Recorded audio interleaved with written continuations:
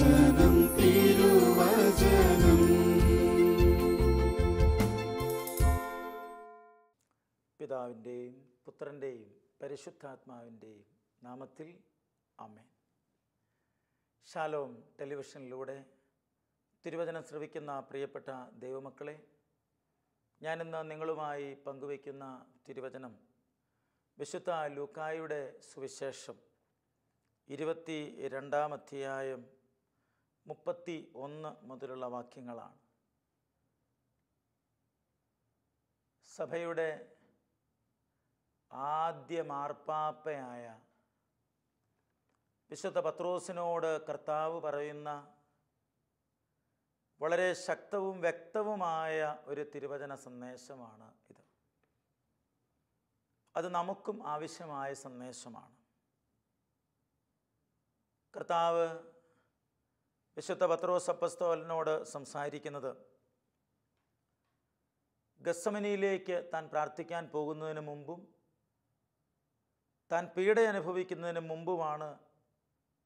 തനിക്ക് കുരിശുമരണം വരുന്നതിൻ്റെ തൊട്ട് മുമ്പ് കർത്താവ് പത്രോസ് അപ്പസ്തോലനോട് സംസാരിക്കുകയാണ്. കർത്താവ് സംസാരിക്കുമ്പോഴൊക്കെ കർത്താവ് നമ്മളിൽ നിന്നും ചിലത് പ്രതീക്ഷിക്കുന്നുണ്ട്.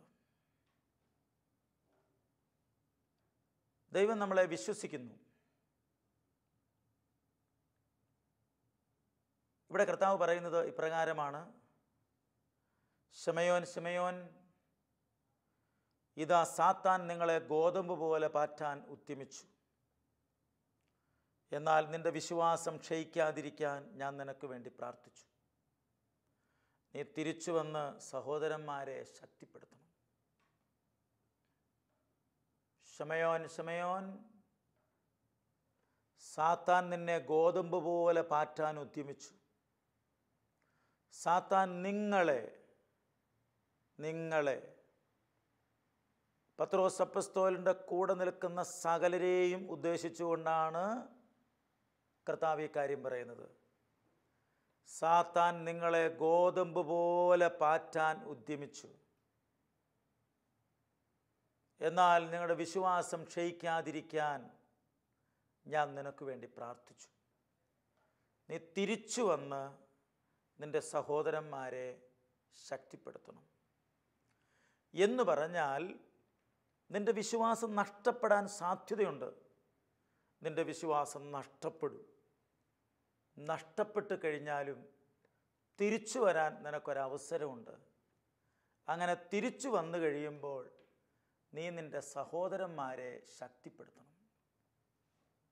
അതാണ് ഈശോ ആവശ്യപ്പെടുന്നത്. പത്രോസ് അപ്പസ്തോലൻ ഈശോയെ അറിയുകയില്ല എന്ന് പറഞ്ഞ് തള്ളിപ്പറഞ്ഞപ്പോൾ, ഞാൻ അവനെ അറിയുകയില്ല എന്ന് ആണയിട്ട് പറഞ്ഞപ്പോൾ വിശ്വാസം നഷ്ടപ്പെട്ട വ്യക്തിയായിട്ട് അവൻ മാറുകയാണ്. യേശുവൻ്റെ ദൈവമാണ്, യേശുവൻ്റെ കർത്താവാണെന്ന് പ്രഖ്യാപിക്കാൻ പറ്റാത്ത വിധത്തിൽ,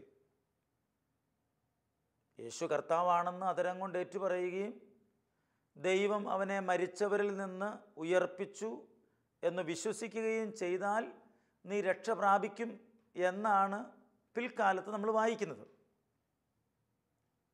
അപ്പോൾ ഇവിടെ സംഭവിച്ചിരിക്കുന്ന കാര്യം, പത്രോസ് അപ്പസ്തോലൻ യേശുക്രിസ്തുവിനെ തള്ളിപ്പറയുകയാണ്. അങ്ങനെ തള്ളിപ്പറഞ്ഞു കഴിഞ്ഞപ്പോഴാണ് കർത്താവ് പറഞ്ഞ വാക്കുകൾ പത്രോസ് അപ്പസ്തോലൻ ഓർക്കുന്നത്. ഒരു വ്യക്തി കർത്താവിനെ തള്ളിപ്പറയുമ്പോൾ, നമ്മളൊക്കെ സാധാരണ മനുഷ്യരാണ്, തള്ളിപ്പറയാൻ സാധ്യതയുണ്ട്, തള്ളിപ്പറഞ്ഞിട്ടും ഉണ്ടാവാം. പക്ഷേ ഈ തള്ളിപ്പറഞ്ഞിട്ട് തിരിച്ചു വരണമെന്ന് ആഗ്രഹമുണ്ടെങ്കിൽ ദൈവത്തിൻ്റെ വചനം, ദൈവം പറഞ്ഞ വാക്ക് നമ്മുടെ ഉള്ളിൽ വേണം. അതുണ്ടെങ്കിലേ നമുക്ക് തിരിച്ചു വരാനായിട്ട് പറ്റുകയുള്ളൂ. ഇല്ലെങ്കിൽ ഒരിക്കലും നമ്മൾ തിരിച്ചു വരികയില്ല. ഇന്ന് കോഴി കൂവുന്നതിന് മുമ്പ് നീ എന്നെ തള്ളിപ്പറയും എന്ന കർത്താവ് പത്രോസ് അപ്പസ്തോലനോട് പറഞ്ഞ വചനമാണ്. കോഴി കൂവി, അതിനു മുമ്പ് തള്ളിപ്പറഞ്ഞു. കോഴി കൂവിയപ്പോൾ പെട്ടെന്ന് ദൈവം പറഞ്ഞ വാക്ക് ഓർത്തു. അതെ പ്രിയപ്പെട്ട ദൈവമക്കളെ, സന്ധ്യമണി അടിക്കുമ്പോൾ, പള്ളിയിലേക്ക് പോകുന്ന ആളുകളെ കാണുമ്പോൾ, ടി വിയിലെ തിരുവചനം കേൾക്കുമ്പോൾ,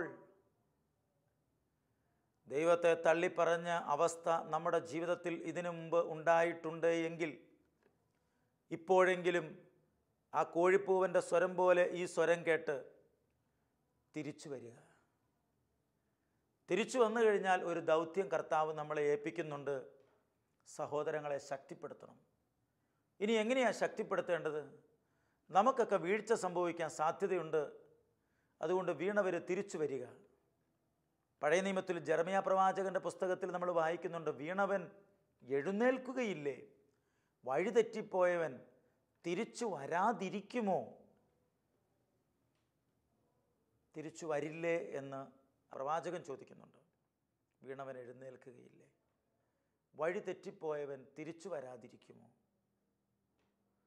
അതുകൊണ്ട് വീണവർക്ക് തിരിച്ചു വരാനായിട്ട് അവസരമുണ്ട്. വീണവനോട് കർത്താവ് കരുണ കാണിക്കുകയും ചെയ്യും. അപ്പോൾ നമുക്ക് ഈ തിരുവചന ഭാഗത്തേക്ക് വീണ്ടും വരാം. സാത്താൻ എല്ലായ്പ്പോഴും മനുഷ്യനെ ആക്രമിക്കുന്നുണ്ട്.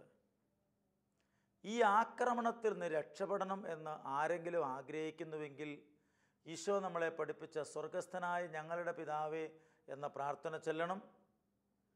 നല്ലൊരു ഡെലിവറൻസ് പ്രാർത്ഥനയാണ് സ്വർഗസ്ഥനായ ഞങ്ങളുടെ പിതാവേ എന്ന പ്രാർത്ഥന. വിശ്വാസ പ്രമാണം നല്ല ഒരു ഡെലിവറൻസ് പ്രാർത്ഥനയാണ്. ബൈബിള് ഒരാൾ കേൾക്കാവുന്ന ശബ്ദത്തിൽ വായിക്കുന്നത് നല്ല ഒരു ഡെലിവറൻസ് പ്രാർത്ഥനയാണ്. വെഞ്ചരിച്ച കുരിശ്, എണ്ണ, പടങ്ങൾ ഇവ ഉപയോഗിക്കുന്നത് ഡെലിവറൻസിന് വളരെ നല്ലതാണ്. സാത്താൻ്റെ ശക്തി വിട്ടുപോകും. ബെനഡിക്റ്റൻ ക്രോസിൻ്റെ പുറത്ത് തന്നെ സാത്താനെ ഒഴിപ്പിക്കുന്ന പ്രാർത്ഥന എഴുതി വച്ചിട്ടുണ്ട്. അതുകൊണ്ട് ആ ക്രോസ് ഉപയോഗിക്കുന്നത് തന്നെ സാത്താന് ഭയമാണ്. അപ്പോൾ ദൈവം അനേകരെ വിളിച്ചു വേർതിരിച്ച് അഭിഷേകത്താൽ നിറച്ച് ദൈവരാജ്യ വളർച്ചയ്ക്ക് വേണ്ടി ഉപയോഗിക്കുന്നുണ്ട്. പലരെയും അഭിഷേകം ചെയ്ത് വേർതിരിച്ച് വിശുദ്ധരാക്കി കർത്താവ് രൂപാന്തരപ്പെടുത്തുന്നുണ്ട്. വിശുദ്ധ അൽഫോൻസാമ ദൈവത്തോട് വളരെ ആഴമായ ബന്ധം പുലർത്തിയിരുന്ന ആളാണ്. അൽഫോൻസാമയുടെ പ്രാർത്ഥനയൊക്കെ എഴുതി വെച്ച ഒരു പ്രാർത്ഥന രീതിയായിരുന്നില്ല. കർത്താവിൻ്റെ മുമ്പിലിരിക്കുമ്പോൾ വരുന്ന വാക്കുകളെല്ലാം പ്രാർത്ഥനയായിരുന്നു. അങ്ങനെ എപ്പോഴും പ്രാർത്ഥിക്കുമായിരുന്നു. അൽഫോൻസാമ നല്ല കൃപയുള്ള ആളാണെന്ന് കൂടെയുള്ള ചില സിസ്റ്റേഴ്സിന് മനസ്സിലായപ്പോൾ അവരൊക്കെ പ്രാർത്ഥന ചോദിക്കാൻ തുടങ്ങി അൽഫോൻസാമയോട്. അൽഫോൻസാമ പറഞ്ഞു, നിങ്ങൾ എന്നോട് ദയവ് ചെയ്ത് പ്രാർത്ഥന ചോദിക്കരുത്. ഞാൻ പ്രാർത്ഥിച്ചാൽ കർത്താവ് എനിക്ക് കുരിശും സഹനവും മാത്രമേ തരാറുള്ളൂ. എനിക്ക് തരുന്നത് മാത്രമല്ലേ ഞാൻ നിങ്ങൾക്ക് വേണ്ടി പ്രാർത്ഥിച്ചാൽ നിങ്ങൾക്ക് ലഭിക്കുകയുള്ളൂ. അതുകൊണ്ട് ദയവ് ചെയ്ത് എന്നോട് നിങ്ങളാരും പ്രാർത്ഥന ചോദിക്കരുത്. അൽഫോൻസാമ എന്തു ചോദിച്ചാലും കിട്ടുമായിരുന്നു. എന്നിട്ടും അൽഫോൻസാമയുടെ പ്രാർത്ഥന അങ്ങനെയാണ്. വേദന കൂടുതലുള്ള സമയത്ത് ഔസേപ്പിതാവും മാതാവും അടുത്തു വന്ന് നിൽക്കുമായിരുന്നുവെന്ന് ചരിത്രം പറയുന്നു. വേദന കുറവുള്ള സമയത്ത് അങ്ങനെ വരാറില്ല. ദൈവത്തോട് ചോദിക്കും, എന്തിയെ എന്നോട് പിണക്കമാണോ? എന്തിയെ എനിക്ക് വേദനയൊന്നും തരാത്തത് എന്ന് ചോദിക്കുന്ന അൽഫോൻസാമ. പ്രിയപ്പെട്ട ദൈവമക്കളെ, ഒരാൾ ദൈവത്തിന് വേണ്ടി ദൈവരാജ്യത്തിന് വേണ്ടി നിലകൊള്ളാൻ തയ്യാറായാൽ ആ വ്യക്തിയിലൂടെ വലിയ കാര്യങ്ങൾ ദൈവം ചെയ്യുകയാണ്. പൗലോസ്ലീഹ പറയുന്നുണ്ട് സുവിശേഷ പ്രഘോഷണ വേളയിൽ, ഞാൻ വാ തുറക്കുമ്പോഴെല്ലാം എനിക്ക് വചനം കിട്ടാൻ നിങ്ങൾ എനിക്ക് വേണ്ടി പ്രാർത്ഥിക്കണം. നിങ്ങൾ മധ്യസ്ഥ പ്രാർത്ഥന നടത്തണം, അപേക്ഷ പ്രാർത്ഥനകൾ നടത്തണം. എനിക്ക് വചനം കിട്ടണമെങ്കിൽ നിങ്ങൾ പ്രാർത്ഥിക്കണം. അപ്പോൾ പ്രിയപ്പെട്ട ദൈവമക്കളെ, ഒരു വചനപ്രഘോഷകൻ വചനം നൽകുമ്പോൾ ആ വചനം എൻ്റെ ഉള്ളിൽ പതിയണമെങ്കിൽ അതിനും വേണ്ടി നമ്മൾ പ്രാർത്ഥിക്കേണ്ടിയിരിക്കുന്നു. ഒരു വചനപ്രഘോഷകൻ തനിയെ സ്റ്റേജിൽ നിന്ന് പ്രസംഗിക്കുകയല്ല, ആരും അറിയാതെ അദ്ദേഹത്തിന് വേണ്ടി മുറിക്കുള്ളിൽ ദിവ്യകാരുണ്യനാഥൻ്റെ മുമ്പിൽ മുട്ടുകുത്തി പ്രാർത്ഥിക്കുന്ന ധാരാളം വ്യക്തികളുണ്ട്. ആരെങ്കിലുമൊക്കെ മുട്ടുകുത്തിയതുകൊണ്ടും മുട്ടുകുത്തുന്നത് കൊണ്ടുമാണ് ഒരു സുവിശേഷകനായി വചനവേദിയിൽ നിൽക്കുന്നത്.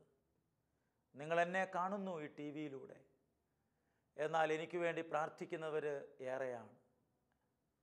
വചനം കേൾക്കുന്ന നിങ്ങൾ പോലും ഒരു നിമിഷമെങ്കിലും പ്രാർത്ഥിക്കാതിരിക്കുമോ? കർത്താവേ, അദ്ദേഹത്തെ അനുഗ്രഹിക്കണമേ എന്ന്. ഈ കരിസ്മാറ്റിക് ശുശ്രൂഷ വഴിയായി മനുഷ്യന് ലഭിച്ചിട്ടുള്ള ഏറ്റവും വലിയ നേട്ടം എന്താണെന്ന് ചോദിച്ചാൽ ഞാൻ പറയും, നമുക്ക് വേണ്ടി നിസ്വാർത്ഥമായി പ്രാർത്ഥിക്കുന്ന നൂറുകണക്കിന് ആളുകളുണ്ട് എന്നത് തന്നെയാണ്. ഒരാവശ്യം വന്നാൽ ഒന്ന് ഫോൺ വിളിച്ചാൽ കണ്ണീരോടെ ദൈവസന്നിധിയിൽ നമുക്ക് വേണ്ടി പ്രാർത്ഥിക്കുന്ന വ്യക്തികൾ, ആരും അറിയാത്തവർ അനേക സ്ഥലങ്ങളിലിരുന്ന് നമുക്ക് വേണ്ടി പ്രാർത്ഥിക്കുന്നുണ്ട് പ്രിയരെ. അങ്ങനെ പ്രാർത്ഥിച്ച് മുന്നോട്ട് പോകുന്ന ഈ കാലയളവിലാണല്ലോ സിസ്റ്റർ ഫൗസ്റ്റീനായിക്ക് വളരെ ശക്തമായ കരുണയുടെ ജപമാല പ്രാർത്ഥന കർത്താവ് നൽകിയത്. ഈശോയുടെ അതിദാരുണമായ പീഡാസഹനത്തെക്കുറിച്ച്, പിതാവേ, എൻ്റെ മേലും ലോകം മുഴുവൻ്റെ മേലും കരുണയായിരിക്കണമേ എന്ന് പ്രാർത്ഥിക്കുകയാണ്. നമ്മുടെ മേൽ, ലോകം മുഴുവൻ്റെ മേൽ കരുണയ്ക്ക് വേണ്ടി പ്രാർത്ഥിക്കുക.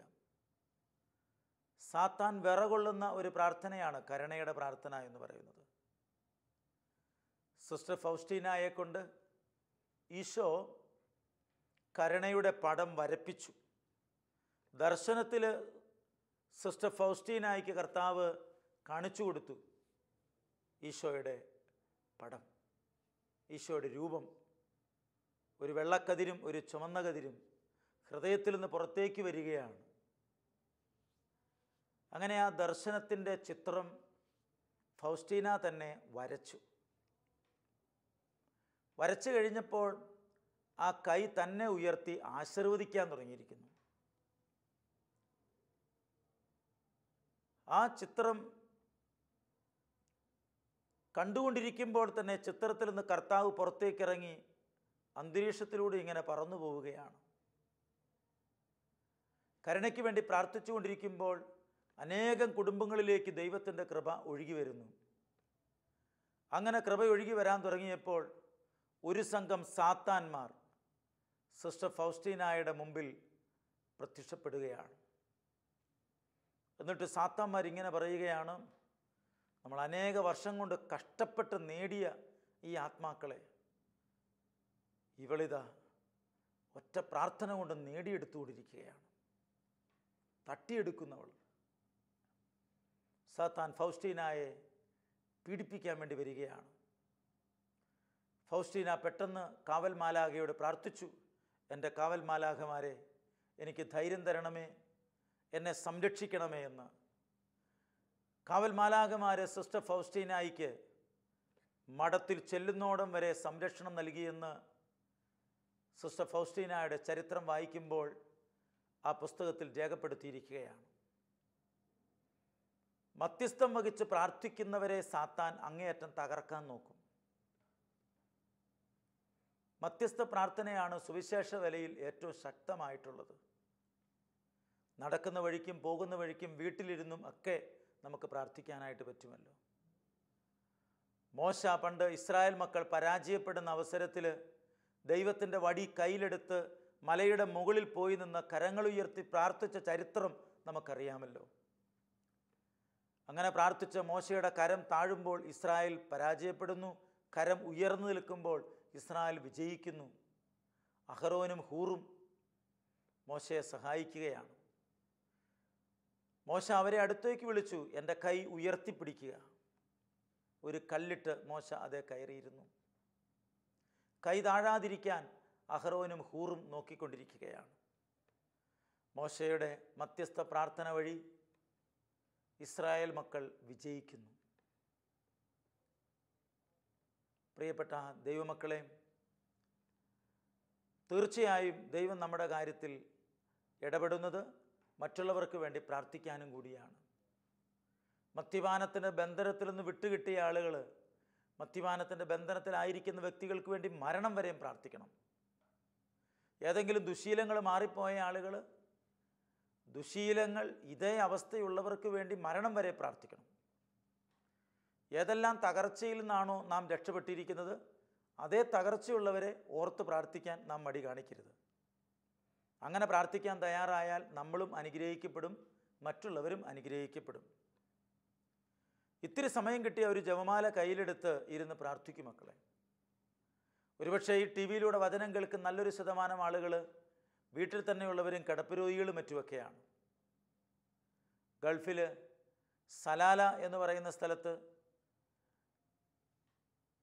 ഒരു ഭവനത്തിൽ ചെല്ലുമ്പോൾ ആ വീട്ടിലെ അമ്മച്ചി എന്നോട് പറയുകയായിരുന്നു, ബ്രദറെ, ഷാലോം ടി വിയിലൂടെ നിരന്തരം ബ്രദറിൻ്റെ പ്രസംഗം കേൾക്കാറുണ്ട്. ടി വിയാണ് എനിക്കൊരാശ്വാസം. രാവിലെ ടി വി വെച്ചാൽ വൈകുന്നേരം വരെ ഈ ടി വിയിലൂടെ വചന ശുശ്രൂഷ മാത്രമാണ് നടക്കുന്നത്. വേറെ ഒരു ചാനലും ഞാൻ വയ്ക്കാറില്ല, എനിക്കത് ഇഷ്ടമല്ല. ആത്മീയ മനുഷ്യർ ആത്മീയമായ കാര്യങ്ങളോടാണ് താല്പര്യം. ലോകത്തിൻ്റെ ചപ്പും ചവറും സ്വന്തമാക്കാൻ അവരാഗ്രഹിക്കുകയില്ല. നമുക്ക് ആവശ്യമുള്ളത് സ്വീകരിക്കാൻ കർത്താവ് നമുക്ക് കൃപ തരുന്നുണ്ട്. അതുകൊണ്ട് പ്രിയപ്പെട്ട ദൈവമക്കളെ, വിശ്വാസം നഷ്ടപ്പെടുന്ന അവസ്ഥ നമ്മുടെ ജീവിതത്തിലുണ്ടാകാം. ദൈവത്തെ തള്ളിപ്പറയുന്ന സാഹചര്യങ്ങൾ നമുക്കുണ്ടായെന്ന് വരാം. പക്ഷേ തിരിച്ചു വരണം. തിരിച്ചു വരേണ്ടത് മറ്റുള്ളവരെ ശക്തിപ്പെടുത്താനാണ്. സിസ്റ്റർ ഫൗസ്റ്റീന അനേകം ആത്മാക്കളെ നേടിയെടുത്തു. അൽഫോൻസാമ അനേകം ആത്മാക്കളെ നേടിയെടുത്തു. വിശുദ്ധന്മാരൊക്കെ അനേകം ആത്മാക്കളെ നേടിയെടുത്തിട്ടുണ്ട്. അന്തോണിയോസ് പുണ്യാളൻ്റെയും യൂദാ തദേവുസിൻ്റെയും പരിശുദ്ധ കന്യാമറിയത്തിൻ്റെയും ഒക്കെ നൊവേനകൾ നടക്കുന്ന സ്ഥലങ്ങളിൽ ധാരാളം ആളുകൾ തടിച്ചുകൂടുകയാണ്. അതും നാനാജാതി മതസ്ഥരായ ആളുകൾ. അവരെല്ലാവരും ഒരുമിച്ച് കൂടുമ്പോൾ നേതൃത്വം നൽകുന്ന വൈദികർ മറ്റുള്ളവർക്ക് വേണ്ടി പ്രാർത്ഥിക്കാനായിട്ടാണ് അവരെ പ്രോത്സാഹിപ്പിക്കുന്നത്. വിശുദ്ധ കുർബാനയുടെ മധ്യയാണ് അത്ഭുതങ്ങളെല്ലാം സംഭവിക്കുന്നത്. ചിലർ പറയും, നിങ്ങൾ നൊവേനയ്ക്ക് പോകുന്നതുകൊണ്ട് കാര്യമില്ല, അന്തോണിയോസ് പുണ്യാളൻ്റെ അടുത്ത് കൊണ്ട് പോകുന്നത് കൊണ്ടോ യോസേപ്പ് പിതാവിൻ്റെ അടുത്ത് കൊണ്ട് പോകുന്നത് കൊണ്ടൊന്നും കാര്യമില്ല. അവരൊക്കെ ഈശോയ്ക്ക് വേണ്ടി ജീവിച്ച് സ്വർഗത്തിലിരിക്കുന്നവരാണ്. വിശുദ്ധ കുർബാനയുടെ ഇടയിൽ ഒരല്പസമയം നൊവേന, അവരുടെ ജീവിതത്തെ ഒന്നോർക്കാൻ. ഭക്തിയാഭ്യാസങ്ങളൊക്കെ പ്രിയപ്പെട്ട ദൈവമക്കളെ അതിൻ്റെ ശരിയായ അർത്ഥത്തോടെ സ്വീകരിക്കുന്നുവെങ്കിൽ ഏറെ നല്ലതാണ്. ശരിയായ അർത്ഥത്തോടെയല്ല നമ്മളത് സ്വീകരിക്കുന്നതെങ്കിൽ നമ്മുടെ ജീവിതത്തിൽ അത് ഫലം ചൂടണം എന്ന് നിർബന്ധമില്ല. കഴിഞ്ഞ നാളിൽ ഒരാൾ പറഞ്ഞതുപോലെ, ഞാൻ കുറേ പ്രാർത്ഥിച്ചു, കുറേ കൊന്ത ചൊല്ലി, മല കയറി ഞാൻ പ്രാർത്ഥിച്ചു, ഉപവസിച്ച് പ്രാർത്ഥിച്ചു, എന്നിട്ടൊന്നും എൻ്റെ മനസ്സിനൊരു സമാധാനമില്ല. ഞാൻ ആഗ്രഹിക്കുന്ന പോലെ കാര്യങ്ങൾ നടക്കുന്നില്ല. എന്തുകൊണ്ട് നടക്കുന്നില്ല? എത്ര ഉപവസിച്ചാലും മല കയറിയാലും പ്രാർത്ഥിച്ചാലും ദൈവത്തെ വിളിച്ചാലും നമ്മുടെ ഉള്ളിലുള്ള പാപം നമ്മൾ ഉപേക്ഷിക്കുന്നില്ല എങ്കിൽ ഒരനുഗ്രഹവും നമുക്ക് കിട്ടാൻ പോകുന്നില്ല. ഏതെങ്കിലും കുറച്ച് ഭൗതികമായ അനുഗ്രഹങ്ങൾ കുറച്ച് നാളത്തേക്ക് കിട്ടിയെന്ന് വരാം. ദുഷ്ടൻ്റെ മേലും ശിഷ്ടൻ്റെ മേലും മഴ പെയ്യ്ക്കുന്നവനും സൂര്യനെ ഉദിപ്പിക്കുന്നവനുമായ ദൈവം കുറച്ച് അനുഗ്രഹം നൽകിയെന്ന് വരാം. പക്ഷേ നിത്യമായ നിലനിൽക്കുന്ന ഒരനുഗ്രഹം നമുക്ക് ലഭിക്കണം എന്നുണ്ടെങ്കിൽ നാം ഏറെ ശ്രദ്ധിക്കേണ്ടതായിട്ട് ഉണ്ട്. ആ അനുഗ്രഹം നമുക്ക് ലഭിക്കണമെങ്കിൽ നമ്മൾ നിരന്തരം പ്രാർത്ഥിക്കണം, നിരന്തരം ദൈവത്തോട് ചേർന്നായിരിക്കണം. അതുകൊണ്ട് ദൈവവുമായിട്ടുള്ള ബന്ധം നമ്മൾ അല്പം പോലും നഷ്ടപ്പെടുത്തി കളയരുത്. ദൈവത്തോട് ചേർന്ന് നമ്മൾ വളരണം, അത് മറക്കരുത്. അതുകൊണ്ട് പ്രിയപ്പെട്ട ദൈവമക്കളെ, ജെറമ്യായോട് കർത്താവ് പറഞ്ഞു, നിൻ്റെ കൂടെ ഞാനുണ്ടായിരിക്കും. മോശയോട് ദൈവം പറഞ്ഞു, നീ പോകുന്നിടത്തൊക്കെ ഞാനുണ്ടാവും. ജോഷുവായോടും പറഞ്ഞു, നീ പോകുന്നിടത്ത് നിൻ്റെ കൂടെ ഉണ്ടാവും. അതുകൊണ്ട് ദൈവത്തോട് കൂടെ ആര് നിൽക്കുന്നോ അവരുടെ കൂടെ ദൈവവുമുണ്ട്. അതുകൊണ്ട് പ്രിയപ്പെട്ട ദൈവമക്കളെ, ചില പ്രത്യേക സാഹചര്യങ്ങളിൽ ദൈവത്തെ തള്ളിപ്പറയാൻ ഇടയായി തീർന്നിട്ടുണ്ടെങ്കിൽ, ഒരിക്കലും അങ്ങനെ സംഭവിക്കാതിരിക്കട്ടെ, ഇടയായി തീർന്നിട്ടുണ്ടെങ്കിൽ പത്രോസ് അപ്പസ്തോലനെ പോലെ തിരിച്ചു വരണം. തിരിച്ചു വന്നിട്ട് സഹോദരന്മാരെ ശക്തിപ്പെടുത്തണം. പത്രോസ് അപ്പസ്തോലനാണല്ലോ പിന്നീട് അവരെ ശക്തിപ്പെടുത്തിക്കൊണ്ട് 11 പേരോടൊപ്പം എഴുന്നേറ്റ് നിന്ന് പ്രസംഗിക്കുന്നത്. അവരെല്ലാവരും അപ്പസ്തോലന്മാരാണ്. എന്നിട്ടും പത്രോസ് അപ്പസ്തോലൻ എഴുന്നേറ്റ് നിന്ന് അവരോടൊപ്പം പ്രസംഗിക്കുകയാണ്. ആ അപ്പസ്തോലൻ്റെ കന്നി പ്രസംഗത്തിൽ 3000-ൽ പരം ആളുകൾ മാനസാന്തരപ്പെടുകയാണ്. പ്രസംഗം കേട്ട ആളുകൾ ചോദിക്കുകയാണ്, ഞങ്ങൾ എന്താണ് ചെയ്യേണ്ടത്? എന്തു വേണമെങ്കിലും ചെയ്യാം. പ്രിയപ്പെട്ട ദൈവമക്കളെ, ഞാൻ പറഞ്ഞു വരുന്ന കാര്യം ഇതാണ്. പത്രോസ് അപ്പസ്തോലനെ സാത്താൻ വിശ്വാസത്തിൽ നിന്ന് വ്യതിചലിപ്പിച്ചെങ്കിൽ നമ്മളെ സാത്താൻ വെറുതെ വിടുമെന്ന് കരുതരുത്. അപ്പോൾ ദൈവത്തിൻ്റെ വാക്കോർക്കണം. ശമയോൻ, സാത്താൻ നിന്നെ ഗോതമ്പ് പോലെ പാറ്റാൻ ഉദ്യമിച്ചു. എന്നാൽ നിൻ്റെ വിശ്വാസം ക്ഷയിക്കാതിരിക്കാൻ ഞാൻ നിനക്ക് വേണ്ടി പ്രാർത്ഥിച്ചു. ഈശോ എല്ലാവർക്കും വേണ്ടി പ്രാർത്ഥിക്കുന്നുണ്ട്. യോഹന്നാൻ്റെ സുവിശേഷത്തിൻ്റെ 17-ാം അധ്യായത്തിൽ ശിഷ്യന്മാർക്ക് വേണ്ടി ഈശോ പ്രാർത്ഥിക്കുമ്പോൾ ഇപ്രകാരം പ്രാർത്ഥിക്കുന്നുണ്ട്. 17-19 നാം വായിക്കുകയാണ്, ഈ ലോകത്തിന് വേണ്ടി ഞാൻ എന്നെ തന്നെ വിശുദ്ധീകരിക്കുന്നു. അവരും സത്യത്താൽ വിശുദ്ധീകരിക്കപ്പെടേണ്ടതിന് ഞാൻ എന്നെ തന്നെ വിശുദ്ധീകരിക്കുന്നു. അതേ പ്രിയപ്പെട്ടവരെ, വചനം കേൾക്കുന്ന മാതാപിതാക്കന്മാർ കുഞ്ഞുങ്ങൾക്ക് വേണ്ടി തന്നെ തന്നെ വിശുദ്ധീകരിക്കണം. കുഞ്ഞുങ്ങളെ മാതാപിതാക്കന്മാർക്ക് വേണ്ടി തന്നെ തന്നെ വിശുദ്ധീകരിക്കണം. അങ്ങനെ പരസ്പരം വിശുദ്ധീകരിക്കുന്നത് വഴി നമ്മുടെ ജീവിതം അനുഗ്രഹിക്കപ്പെടുകയാണ്. ജോഷുവായോട് കർത്താവ് പറഞ്ഞു, ഇന്ന് നിങ്ങൾ വിശുദ്ധീകരിക്കപ്പെടട്ടെ. ഇന്ന് നിങ്ങൾ വിശുദ്ധീകരിക്കുക, നാളെ ഞാൻ നിങ്ങളുടെ ഇടയിൽ അത്ഭുതം പ്രവർത്തിക്കാം. നിങ്ങളെ തന്നെ ഇന്ന് വിശുദ്ധീകരിച്ചാൽ ദൈവം നാളെ അത്ഭുതം പ്രവർത്തിക്കാൻ കാത്തിരിക്കുകയാണ്. വിശുദ്ധീകരിക്കാതെ എങ്ങനെയാണ് ദൈവം ഇറങ്ങി വരുന്നത്? പത്രോസ് അപ്പസ്തോലൻ കണ്ണീരോടെ പ്രാർത്ഥിച്ചു. പത്രോസ് അപ്പസ്തോലൻ്റെ കണ്ണീരോടെയുള്ള പ്രാർത്ഥന വഴി പത്രോസ് അപ്പസ്തോലൻ വിശുദ്ധീകരിക്കപ്പെട്ടു. ആ വിശുദ്ധീകരണം മൂലമാണ് അനേകരെ ഈശോയ്ക്ക് വേണ്ടി നേടിയെടുക്കുവാൻ അദ്ദേഹത്തിന് കഴിഞ്ഞത്. അതുകൊണ്ട് പ്രിയപ്പെട്ട ദൈവമക്കളെ, നമുക്കും നേടിയെടുക്കണ്ടേ പലരെയും. അമ്മയുടെ വിശുദ്ധീകരണം മകൻ്റെ മാനസാന്തരത്തിന് കാരണമാകും. മകൻ്റെ വിശുദ്ധീകരണം അമ്മയുടെയും അപ്പൻ്റെയും മാനസാന്തരത്തിന് കാരണമാകും. മക്കളുടെ വിശുദ്ധീകരണം മാതാപിതാക്കന്മാരുടെ വിശുദ്ധീകരണത്തിന് കാരണമായിത്തീരും. നമ്മുടെ വിശുദ്ധീകരണം നമ്മുടെ അയൽവക്കക്കാരുടെ വിശുദ്ധീകരണത്തിന് കാരണമായിത്തീരും. അപ്പം അതുകൊണ്ട് സാത്താൻ ഗോതമ്പ് പോലെ നമ്മളെ പാറ്റാൻ ഉദ്യമിക്കുന്ന സാഹചര്യങ്ങളുണ്ടാകാം. അങ്ങനെ വരുമ്പോഴും നാം ദൈവത്തോട് കൂടെ നിൽക്കാനായിട്ട് മടി കാണിക്കരുത്. വീണുപോയല്ലോ എന്ന് കരുതി നിരാശപ്പെട്ട് ദൈവത്തിൽ നിന്ന് അകന്നു പോകരുത് മക്കളെ. തമ്പുരാൻ്റെ പക്കലേക്ക് കടന്നു വരിക, കർത്താവിൻ്റെ കൂടെയായിരിക്കുക, നിരാശപ്പെടാതെ വീണ്ടും പ്രാർത്ഥിക്കുക. പ്രാർത്ഥനയ്ക്കൊക്കെ ദൈവം ഉത്തരം തരും. ദൈവം നമ്മളെ ഒരിക്കലും കൈവിടുകയില്ല. ദൈവം നമ്മളെ ഒരിക്കലും ഉപേക്ഷിക്കുകയില്ല. ഉപേക്ഷിക്കാത്തൊരു ദൈവമാണ് നമ്മുടെ ദൈവം. ആ ദൈവം ഇറങ്ങി ഇടപെടുക തന്നെ ചെയ്യും. നമുക്ക് പ്രാർത്ഥിക്കാം. കർത്താവേ, കരുണയുള്ള നല്ല ദൈവമേ, പത്രോസ് അപ്പസ്തോലന് വേണ്ടി അങ്ങ് പ്രാർത്ഥിച്ചു. ശമയോൻ, സാത്താൻ നിന്നെ ഗോതമ്പ് പോലെ പാറ്റാൻ ഉദ്യമിച്ചു. നിൻ്റെ വിശ്വാസം ക്ഷയിക്കാതിരിക്കാൻ ഞാൻ നിനക്ക് വേണ്ടി പ്രാർത്ഥിച്ചു. നീ തിരിച്ചു വന്ന് സഹോദരന്മാരെ ശക്തിപ്പെടുത്തണം. കർത്താവേ, ഞങ്ങളെ ക്ഷയിക്കാതിരിക്കുന്നത്, ഞങ്ങൾ തകരാതിരിക്കുന്നത് അങ്ങ് ഞങ്ങൾക്ക് വേണ്ടി പ്രാർത്ഥിക്കുന്നത് കൊണ്ടും അങ്ങ് ഞങ്ങൾക്ക് വേണ്ടി നിലകൊള്ളുന്നതുകൊണ്ടും മാത്രമാണ്. ഞങ്ങളുടെ ആരുടെയും പുണ്യയോഗ്യത കൊണ്ടല്ല, നിൻ്റെ കൃപ ഒന്നുകൊണ്ട് മാത്രം. കർത്താവേ, എന്നും പ്രാർത്ഥനയിൽ വളരുവാൻ കൃപ തരണമേ. മറ്റുള്ളവർക്ക് വേണ്ടി പ്രാർത്ഥിക്കാൻ കൃപ തരണമേ. ഞങ്ങൾക്ക് വേണ്ടി മാത്രമല്ല, മറ്റുള്ളവർക്ക് വേണ്ടി പ്രാർത്ഥിക്കാനും കൃപ തരണമേ. അങ്ങനെ കൃപയിലും വിശുദ്ധിയിലും വളരാൻ ഇടയാക്കണമേ എന്ന് പ്രാർത്ഥിക്കുന്നു. വചനം കേൾക്കുന്ന എല്ലാവരെയും അനുഗ്രഹിക്കണമേ. നിത്യം പിതാവും പുത്രനും പരിശുദ്ധാത്മാവുമായ സർവേശ്വര എന്നേക്കും. ആമേൻ.